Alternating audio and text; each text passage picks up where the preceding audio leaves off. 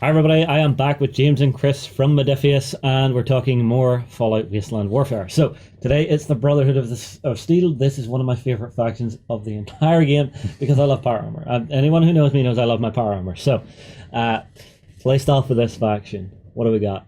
You're definitely right with power armor. That's a key element of these guys, which does make you really tough. Yeah. It's quite interesting. I think a lot of people don't like to leave close combat in most games because of the free attack. Yeah. Wear power armor, walk away. take that, or maybe even don't even notice the hit, and just get on with your job. It's really useful. But they are much more about high tech equipment. They tend to be great at firing long range, but there's quite a big variety within them. So whilst we all know, like Paladin Dancers, for example, Of course. Well, if you want, I can show them off. it's one of the key. I do love key that you members. guys have actually put them into the game here. There's one of the key members. Anyone who's like a higher rank, or at least more powerful character, tend to come with abilities. So on the more, what do you call them, rank and file, like the field scribes, the lancers, they don't have special abilities. They have their stats and their skills.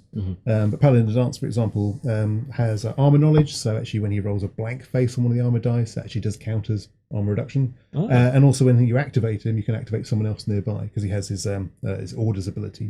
So you can actually kind of use him, and someone else can go with him or do something else. So you find that a lot of their paladins and knight captains and people like that have abilities to then encourage others and to help others. If they don't have power armor, they still do have some decent armor. So if they're higher ranking, it's very, as you know, from the ranks within the Brotherhood of Steel, the lower you are, the worse it is. Yeah, you don't have access to the big shiny stuff. I'm sorry. Here, have some combat armor. Exactly, even down to the field scribes who basically really want to still be at their desks, I think. But they're great for hacking, all the skills that you want that are the non-combat skills. So you do have quite a wide range. We've used the Lancers to be more about long-range combat or shooting. And then in the future we'll also have more close combat focused ones too. So there is a definite scale of abilities as well, from poor to great. There's a very interesting mixture. Now, numbers on the tabletop, are they, because I know power armor is quite rare, is it quite expensive? It is. It's probably about the same as the person inside it in a lot of cases. Okay. But it's worth it. But you do have all your eggs in one basket, or one suit of power armor. And they can last a long time, but then there's the scenario you're doing require to cover lots of different places in short succession with various objectives or not. So if you can have just a few really strong models, but they may not be able to get around and do everything in time. Gotcha. So it's an interesting balance. Hopefully you can't just have one force that can be great at everything. Yeah. As it shouldn't be. I think, if it's more realistic.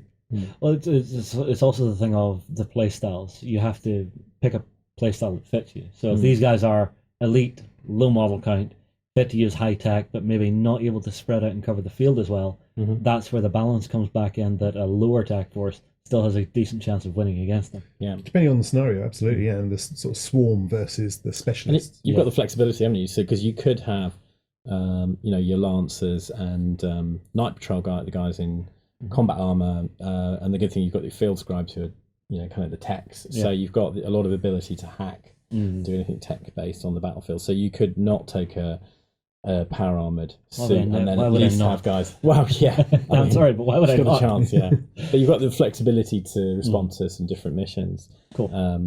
But certainly, it's the guy in the power armor is the one you'd need up against a lot of powerful super mutants. Oh yes. All right. Well, let's start having a look through some of the different miniatures for the faction. So we've got one guy in power armor. Yeah. T60. Yeah. With the Gatling laser. Gatling laser, which is pretty lethal, isn't it? So the Gatling laser, it was quite quick to understand what a missile launcher should be. It's a single shot and explosion, and maybe it deviates. The Gatling laser didn't feel right to be the same way. So instead, the minigun and Gatling lasers, they fire 5 shots, separate shots, and they're very weak. But everyone that hits starts to reduce the armor if they keep hitting in succession. So you can actually focus fire on someone and just burn through the armor. But also each shot can be up to a distance away. So you can fire two shots here, another shot there, another shot there, and another shot there. So you can actually spread around as well. So you do get a bit more feel of like you do from the game. Yeah, I am seeing a lot of laser tech here. Yeah. There is definitely, yes. That is really their key thing, is about high tech. They have access to lots of the skills, so hacking computers, lockpicking and searching are all good. Looks like they're wearing heavy combat armor, which is nice. In the game itself, you can mix and match as well. Mhm. So unless you're playing our battle mode, which is the organized play style, which has very fixed force lists and what you can combine, even down to particular models when you have certain equipment. Everything else, you can mix and match what you like too. So whilst the models do have laser rifles and laser pistols, you can arm with anything you want. Gotcha. But it does just look cool, an entire force with the lasers. And energy, so we have 3 types of damage, just like in the video game: physical, energy, and radiation damage. Energy damage is, I wouldn't say better, but it's harder to defend, not harder to defend against, it's less likely to be defended against. Because physical armor is more prevalent compared to energy armor, is never quite as good. So usually energy weapons are pretty good. Paladin Dance, as we saw, he looks really good in his full suit of T60. Who is that beside him? That's Knight Captain Cade. Yes. And we have the. He looks familiar. Yeah. No, I don't think that's me. What do you think, folks? Yeah, yay, nay? I'll take it. And the iBot as well. So the iBot is quite useful as the ability is you can use it as kind of an advanced scout. So actually your awareness can also be based on their awareness. So if it sees something around a corner, you can react to that because it basically tells you what's going on. Yeah, very cool. We then have our regular guys. Yeah, so this gives you obviously 3 more of the night patrol. So if you want to expand your kind of general line troops, and then another power armor, which he's a knight. So he's a knight inside there. So we do have the knights who can wear power armor, but also the night patrol we've got here. Like I said, there are all alternate versions as well. So these are actual night patrol blades who are slightly better at melee, but it's only a slight difference. But it does give you that opportunity to maybe change your force. Yeah, the sculpt you've done for the laser rifles is looking lovely, and the posing on the actual the guy in armor himself.